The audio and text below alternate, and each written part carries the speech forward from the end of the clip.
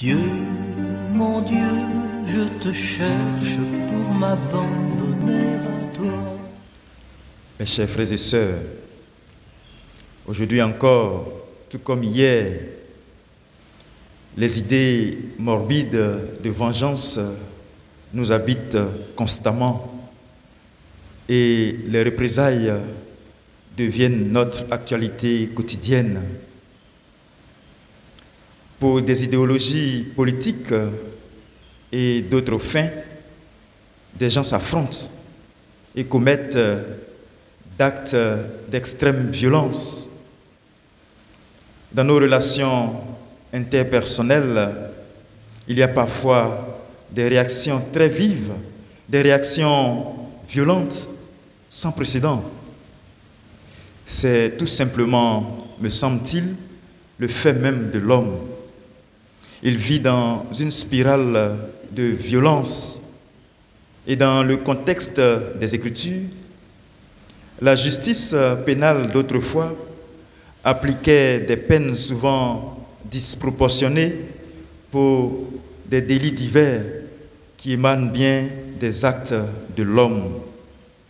Mais fort heureusement, il y aura un progrès considérable lorsque les lois de l'ancienne alliance vont s'établir une équivalence entre le dommage causé et la peine orchestrée, d'où la maxime « œil pour œil, dent pour dent ». Mes chers frères et sœurs, à contrario, pour Jésus, la vengeance est vraiment du passé, quand bien même qu'elle est modérée par une justice rigoureuse de son temps. Jésus opère pour nous tout simplement une nouveauté. Et cette nouveauté nous ouvre au royaume des cieux. La nouveauté qu'ouvre Jésus, c'est bien la loi de l'amour. Et elle fait son irruption avec sa venue dans notre monde. L'amour du prochain à pratiquer comme l'exige Jésus implique de renoncer à la manière violente face à toute agression. Plus encore, cet amour doit essayer de transformer l'agresseur.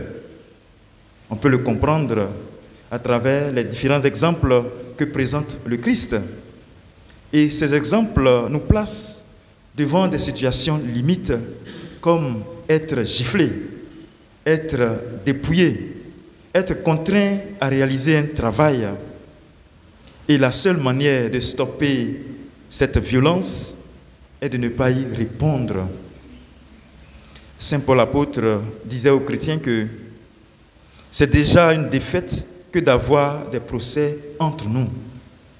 Pourquoi ne pas souffrir plutôt l'injustice? Pourquoi ne pas se laisser plutôt dépouiller? Jésus nous a donné son exemple et Saint Pierre apôtre l'a traduit pour nous. Lui qui, insulté, ne rendait pas l'insulte, souffrant, ne menaçait pas.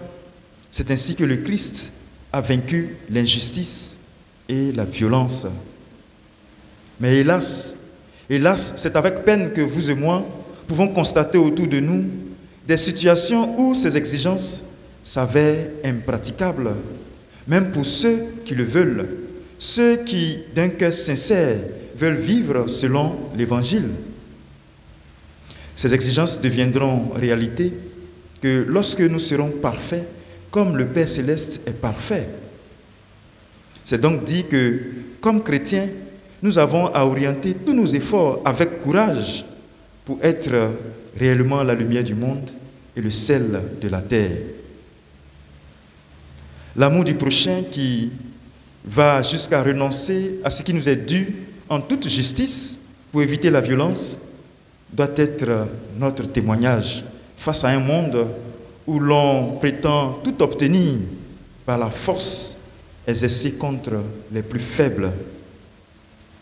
Que le Seigneur nous en donne véritablement la grâce, et ce, par l'intercession de saint Antoine de Padoue. Dominique et Nique s'en allait tout simplement, oh Dieu, pauvre et chantant.